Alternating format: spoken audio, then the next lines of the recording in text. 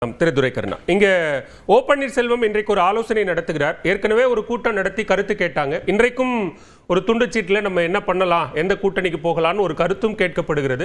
அதை தொடர்ந்து என்ன சொல்றாருன்னா, நாங்க சட்ட போராட்டம் நடத்துறதே அதிமுகவோடு இணையணும் அப்படிங்கிறது தான். ஸோ அது தொடருது. எந்த விதமான தேர்தலில் போட்டியிடுறது, கூட்டணிக்கு போறதுங்கிற முடிவை தாண்டி நாங்கள் அதிமுகவோடு இணையணுங்கிறதுல ரொம்ப உறுதியா இருக்கிறோம். திரு டிடிவி தினகரன் அவருடைய அருமை அண்ணன் சொல்லக்கூடிய திரு எடப்பாடி பழனிசாமியிடம் பேசி அதற்கான விஷயங்களை செய்யணுங்கிறாரு. சில மணி நேரங்களில் திரு இபிஎஸ் முடியவே முடியாது அப்படின்னு மறுத்துடுறாரு. இது எப்படி புரிஞ்சுக்கிறது?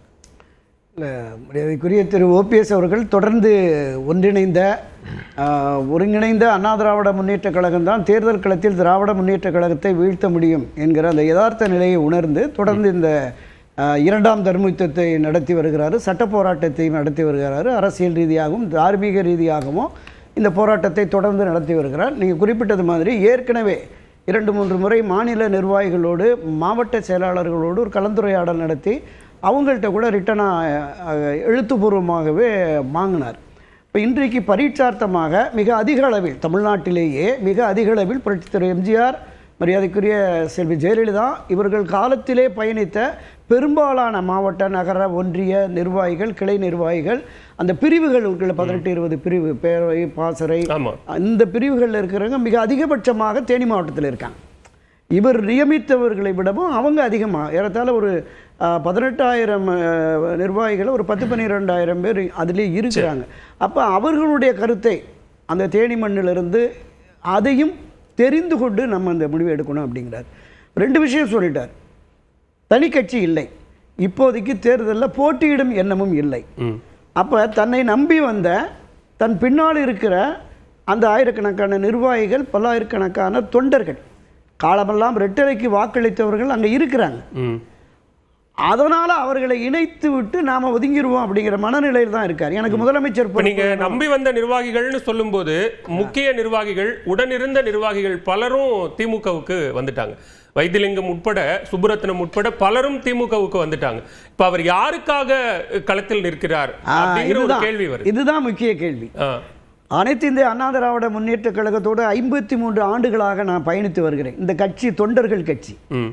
முன்னாள் அமைச்சர்கள், முன்னாள் எம்பி, முன்னாள் வாரிய தலைவர், முன்னாள் நாடாளுமன்ற இருப்பவர் சில 1000 பேர், சில 100 பேர், சில 1000 பேர் போயிடலாம். ஆனால் பல லட்சக்கணக்கான கோடிகளை தாண்டி அடிப்படை உறுப்பினர்கள் தனக்கு என்ன வேண்டும், எந்த நிபந்தனையும் இல்லாமல் தேர்தல் வந்தால் இரட்டை இலைக்கு மட்டுமே வாக்களித்து இந்த கட்சி வெற்றி பெற வேண்டும் என்று உணர்வுபூர்வமாக பயணிக்கிற அந்த தொண்டர்கள் அதுல அதிகபட்சமாக இருக்கிறாங்க. அதுதான் பரீட்சார்த்தமாக ராமநாதத்தில் நான் போட்டேன், இவன் எனக்கு எதுவுமே இல்லை அப்படின்னு வெளியில் சொன்னாங்க. இவருக்கு மக்கள் ஆதரவும் இல்லை, தொண்டர்கள் ஆதரவும் இல்லை என்பதை நிரூபிப்பதற்காக தான் எனக்கு எதிராக ஒரு 6 ஓ பன்னீர்செல்வத்தை கொண்டு வந்து நிறுத்தினாங்க. அதையும் தாண்டி நான் வெற்றி பெற்று ஒரு 3,42,000 ஓட்டு வாங்கிட்டேன். அப்ப மக்கள் ஆதரவும் தொண்டர்கள் ஆதரவும் எனக்கு இருக்கிறது என்பதை அங்கே நான் நிரூபித்து விட்டேன் அப்படின்னாரு. இப்ப அந்த அடிப்படையில் தான் தேனியில அதிகபட்சமான நிர்வாகிகள், தொண்டர்கள் தன்னிடம் இருக்கிறார்கள் என்பதை இன்றைய கூட்டத்திலே அவர் நிரூபிச்சிருக்கிறார். அப்ப அவர் ஒரு தனி மனிதன் அப்படின்னு இல்லை. இந்த இரண்டாம் தர்ம யுத்தத்தை தொடங்குகிற பொழுது துணை வந்தவர்கள் முன்னணியினர் போயிட்டாங்க. என்ன காரணம்? திரு எடப்பாடி பழனிசாமி அவர்களுடைய பிடிவாதம் காரணம். எப்போதுமே இல்லை, இப்போது இல்லை, எப்போதுமே இணைக்க மாட்டோம், கதவு அடைபட்டு விட்டது என்று தெரிவிக்கிறார். நீங்க சொல்ற மாதிரி ஒரு பக்கம் திரு எடப்பாடி பழனிசாமி பிடிவாதம்ங்கிறது, அவர் இன்னைக்கும் என்ன சொல்றாருன்னா 4 ஆண்டுகளாக இதையத்தான் திரு ஓ பன்னீர்செல்வம் சொல்லிட்டு இருக்கிறாரு. அப்ப நாங்களும் கட்சியில சேர்க்க மாட்டோம்ங்கிறதுல 4 ஆண்டுகளா நாங்களும் உறுதியா இருக்கிறோம். அப்ப நீங்க சொன்னது போல படிப்படியா அவர் இறங்கி வந்திருக்கிறார். திரு ஓ பன்னீர்செல்வம், எங்களுக்கு எந்த விதமான நிபந்தனையும் இல்லை, நாங்க எதையும் கேட்கல, நாங்க அதிமுகவோடு இணையிறது மட்டும்தான் எங்களோட நோக்கம்னு இவ்வளவு தூரம் இறங்கி வந்த பிறகும், தேர்தலுக்கு இன்னும் 2 மாதமே இருக்கக்கூடிய சூழ்நிலையிலும் முடியாதுன்னு திட்டவட்டமா மறுத்த பிறகும் எந்த முடிவும் எடுக்கலன்னா அது யாருக்கு பாதகம்? திரு எடப்பாடி பழனிசாமியும் படிப்படியா இறங்கி வர்றாருல, அது உங்களுக்கு தெரியுதா? எப்படி? பாரதிய ஜனதா கட்சியோடு இனி ஒட்டுமில்லை, உறவும் இல்லை, இந்த தேர்தலில் எந்த தேர்தலிலும் கூட்டணி அமைக்க மாட்டோம் சொன்னாரா இல்லையா? இப்ப அமைச்சிட்டாருல. டிடிவி தினகரனுக்கு எதிராக அந்த வரிசையில் கொண்டு போனார் ஓபிஎஸ் சசிகலா. டிடிவி தினகரனை ஒருபோதும் இணைக்க மாட்டோம். 2 பேருமே யார் துரோகிங்கிற அந்த பட்டிமன்றம்லாம் நடத்தினாங்க. இன்றைக்கு அருமை அண்ணனா மாறி கொண்டு வந்துட்டாங்கல்ல. அப்ப படிப்படியா இறங்கி வந்திருக்காருல்ல. அப்ப வெற்றி முக்கியம், முதலமைச்சர் பதவி முக்கியம், மீண்டும் அதிமுக ஆட்சிக்கு வர வேண்டும் என்ற கருத்தாக்கம் இந்த கட்சியை வழிநடத்துகிற பொதுச் செயலாளருக்கு இருக்கணும்ல, இருக்கும் என்று இன்னும் நம்புகிறார். நீங்க பொதுக்குழு 2000 பேர் 3000 பேர் முடிவெடுத்தாங்க அப்படிலாம் இல்லைங்க. அதிமுகவினுடைய பைலா சட்டத்திட்ட விதிகளின்படி பொதுக்குழு, செயற்குழு, நிர்வாக குழு கூடாத நாட்களில் பொதுச் செயலாளருக்கு முழுமையான அதிகாரம் இருக்கிறது. எந்த முடிவையும் அவர் எடுத்து அறிவித்தால் அதன் பிறகு நடைபெறுகிற செயற்குழு பொதுக்குழுவில் ஒப்புதல் வாங்கலாம்.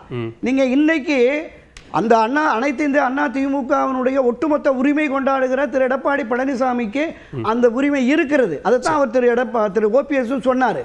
அவர் தானே முடிவெடுக்கிற அதிகாரத்தில் இருக்கிறாரு. என்னுடைய அருமை என்னன்னு எடப்பாடி கிட்ட நான் போய் சொல்லி இதை பண்றேன்னு சொல்லியிருக்காருல, அதை குறிப்பிடுகிறார். அருமை அண்ணன் என்று திரு OPS எடப்பாடி சொல்லல, தினகரன் அப்படி சொன்னாரு. அருமை அண்ணன் அவர்கிட்ட நான் அவர் தான் பொதுச் செயலாளர், முதலமைச்சர் அவர்னு. அந்த நிலைப்பாடு தான் என்னுடைய நிலைப்பாடும். OPS முதலமைச்சர் திரு எடப்பாடி பழனிசாமி அவர்கள் முதலமைச்சராக வரட்டும், பொதுச் செயலாளராக இருக்கட்டும். என் பின்னால் இருக்கிற முதல் தர்ம யுத்தத்தில் அதை முடிவுக்கு கொண்டு வருகிற பொழுது ஏராளமானோர் எந்த பொறுப்பும் பதவியெல்லாம் போயிட்டாங்க. இப்ப இரண்டாம் தர்ம யுத்தத்திலும் நம்பி வந்தவர்களை நட்டாற்றில் விட்டுவிடக்கூடாது என்கிற எண்ணத்தின் அடிப்படையில் தான் இதை பண்றாரு. இன்னொன்று, இணைப்பு சாத்தியமில்லை என்றால் இந்த தேசிய ஜனநாயக கூட்டணியில அதுல ஒரு கணிசமான இடங்களை கொடுக்க வேண்டும் என்ற பார்வை தான் டிடிவி தினகரனுக்கு. அது தொடர்பாகவும் செய்தியாளர்கள் கேட்கும்போது EPS அதுக்கு பதில் சொல்லாம மறுக்கிறார். அதுதான் நான் சொல்ல வரேன். ஏதாவது ஒரு நிலைப்பாடை எடுங்க. டிடிவிக்கு என்ன ஆசை? தென் மாவட்டங்கள்ல அவருக்கு ஒரு கணிசமான வாக்கு வங்கி இருக்கு. இப்ப நம்ம சொன்னோம்ல, ராமநாடுல அதுல ஒரு தொகுதிக்கு, சட்டமன்ற தொகுதிக்கு 60,000 ஓட்டு, 30,000 ஓட்டு அமமுக பிஜேபி போனாலும் 30,000 ஓட்டு திரு OPSக்கான தனி ஓட்டு. அந்த 30,000த்துல 6ல் ஒரு பங்கு எடுத்துங்க, 5,000 ஓட்டு அந்த தொகுதிகள்ல அவருக்கு இருக்கு. 5% 12% வாக்குகள் திரு OPSக்கு இருக்கிறது என்பது நிதர்சனம். ஏன்னா 2024ல என்டிஏவுக்கு வந்த அந்த 18%த்துல ஒரு 4-5% தான் பாஜகவினுடைய வாக்கு வங்கியை நம்ம பார்க்கணும். மீதமுள்ள அந்த 10-13% என்பது திரு OPS, திருமதி சசிகலா, டிடிவி தினகரனுடைய வாக்கு. ஓ பன்னீர்செல்வத்துக்கு இருக்கக்கூடிய ஒரு வாய்ப்பு என்பது என்டிஏவில் இணைவது, தேசிய ஜனநாயக கூட்டணியில் இணைந்து தேர்தலை சந்திப்பது அவருக்கு இருக்கக்கூடிய ஒரு வாய்ப்பு. சொல்றேன், முதல் கோரிக்கை என்பது பிரிந்து கிடக்கிற அதிமுக ஒன்றுபட வேண்டும். ஒன்றுபட்டால் எளிதில் வெற்றி பெறலாம். இல்லை என்றால் இந்த கூட்டணியில் இணைந்தாவது பயணிக்க வேண்டும் என்பது. இரண்டு இல்லைன்னா தனித்து அவர் சொன்னார்ல, அரசியல்ல இப்ப போட்டியிடுற எண்ணமே இல்லை, தனி கட்சி இல்லை என்று. எனவே என்ன முடிவெடுக்க போகிறார் என்பதை பொறுத்து 2 நாட்கள்ல திரு OPS முடிவை அறிவிப்பார். முதற்கட்ட பார்வையா நான் எடுத்துக்கிறேன். பேசலாம் திரு ஜவஹர் அலி. இங்க திமுக மேல கூட்டணி அவங்க போய் டெல்லியில போய் பேசுறது மீதான விமர்சனம், திரு O பன்னீர்செல்வத்தை கட்சியில் சேர்த்துக்கொள்ள மாட்டோம் அப்படின்னு சொல்லி அது தொடர்பான விமர்சனம், திரு வன்னியரசு சொன்னது போல கரூர் சம்பவத்திலிருந்து ஒரு ஆதரவு நிலைப்பாட்டை எடுத்துட்டு இன்னைக்கு ஒரு கடுமையான விமர்சனம் அப்படின்னு இவர்கள் மீதான விமர்சனத்தை கூர்மைப்படுத்துவது தற்காப்பா தாக்குதலா? இல்லை, பொன்விழா கண்ட ஒரு மாபெரும் மக்கள் இயக்கம் 32 வருடங்கள் தமிழகத்தை ஆட்சி செய்து 7 முறை முதலமைச்சராக இன்றைக்கு தமிழ்நாடு கல்வியில், பொருளாதார, வேலைவாய்ப்பில் முன்னணி மாநிலமாக இருக்கிறது என்று நம்ம எல்லாம் இப்போ மார்த்தட்டிக்கிறோம்னா அதற்கு அதிமுக என்ற மாபெரும் மக்கள் இயக்கம் போட்ட அந்த அடித்தளம்